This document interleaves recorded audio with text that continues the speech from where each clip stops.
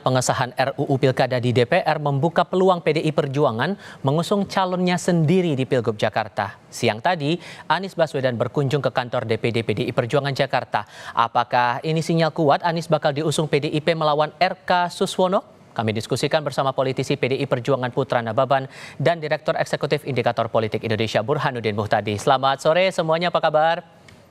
Selamat sore, kabar baik, apa kabar? Terima kasih sudah hadir bersama kami. Kabar baik selalu untuk kita semua. Bang Putra, tadi siang Pak Adi Wijaya saat ditanya oleh wartawan kemungkinan Anies ini diusung PDIP, bilangnya insya Allah. Tapi kalau dari DPP, kan saya udah berapa persen nih sekarang? Iya, kalau terkait dengan kandidat calon gubernur, wakil gubernur, bupati, wakil bupati, dan wali kota dan calon wali kota itu kan ada di tangan Ibu Ketua Umum dan DPP PDI Perjuangan. Kita sudah menyaksikan beberapa daerah sudah diumumkan calonnya dan tentunya kita masih menunggu keputusan dari Ibu Ketua Umum terkait dengan calon gubernur dan wakil gubernur dari DKJ. Saat ini kita masih menunggu dan kita masih punya waktu hingga batas pendaftaran nanti sampai tanggal 29 Agustus. Oke, tapi sebetulnya ada syarat tidak dari PDI Perjuangan kalau kemudian mau mengusung orang-orang tertentu, terutama Anies kalau mau diajukan PDI Perjuangan maju di Pilgub Jakarta, Bang? Kemarin kan itu sudah disampaikan oleh Ibu Ketua Umum di saat mengumumkan calon-calon kandidat, calon-calon kepala daerah di DPP PDI Perjuangan.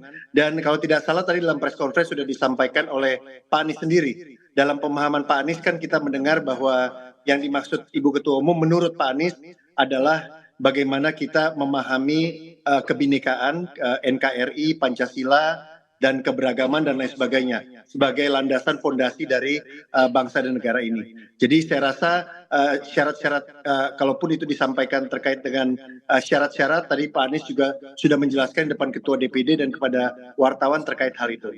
Oke, karena belakangan yang muncul juga namanya adalah kalaupun jadi nama Anies maju di DKI Jakarta kemudian diusung di Pilkada DKI Jakarta, ada beberapa nama juga yang diusulkan untuk jadi wakil. Beredar nama Rano Karno, kemudian Hendrar Prihadi. Ini nama ini masuk radar tidak sebetulnya, Bang?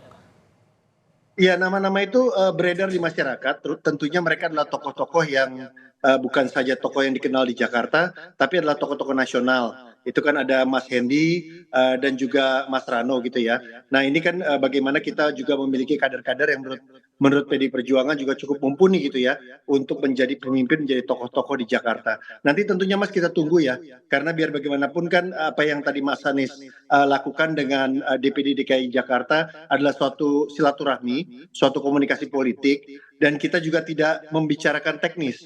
Karena memang itu bukan ranah dari DPD dan bukan ranah dari kita siang tadi.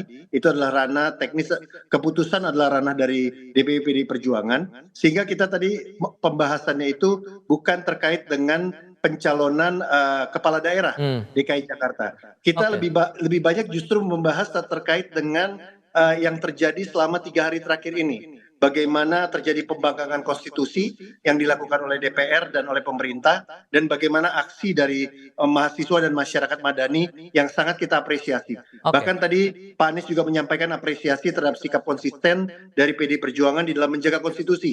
Ada di garda terdepan, baik di dalam DPR maupun di luar DPR. Itu yang disampaikan tadi dalam pertemuan. Saya harus tegaskan satu hal ini lagi, Bang, karena tadi Anda bilang ke rekan kami di Ponur Bahagia bahwa pertemuan antara Anies dengan DPD PDIP Jakarta ini sudah sepengetahuan Bu Mega. Apakah ini jadi syarat awal kalaupun kemudian Anies mau diusung PDI Perjuangan di Pilgub Jakarta, Bang?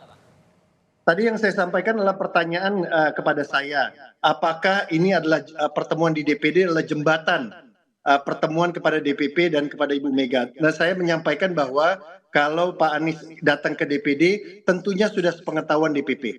Gitu ya, saya tidak mau menggunakan istilah jembatan, tapi tentunya kami sebagai partai politik ketika ada tamu yang ingin bersilaturahmi dan bertemu terutama tokoh politik, tentunya itu atas pengetahuan dari Dewan Pimpinan Pusat. Gitu, Mas. Tapi sebetulnya Bu Mega sudah punya ketertarikan tidak dengan Anies Baswedan ini untuk diusung ke Jakarta, Bang? Kan apa yang disampaikan Bu Mega kan jelas ya kemarin ya di dalam pertemuan tersebut ya.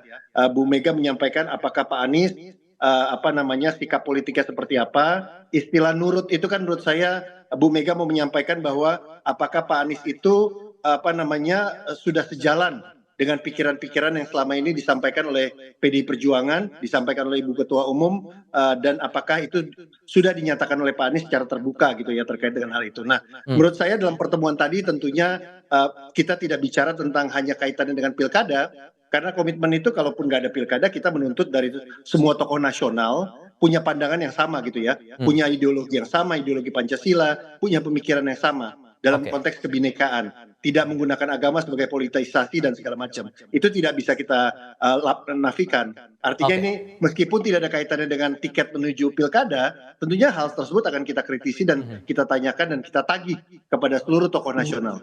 Oke, nah Mas Burhan dengan membaca pergerakan yang berlangsung hari ini, Mas Anies Baswedan datang ke DPD PDI Perjuangan Jakarta, bukan ke DPP. Anda membacanya sejauh mana kemudian? Apakah ini betul sinyal kuat ini bakal jadi kenyataan di Pilgub Jakarta? Atau justru Anda membaca hal yang lain? Tapi jawabnya nanti. Kita akan lanjutkan di segmen berikutnya, usai jeda berikut ini.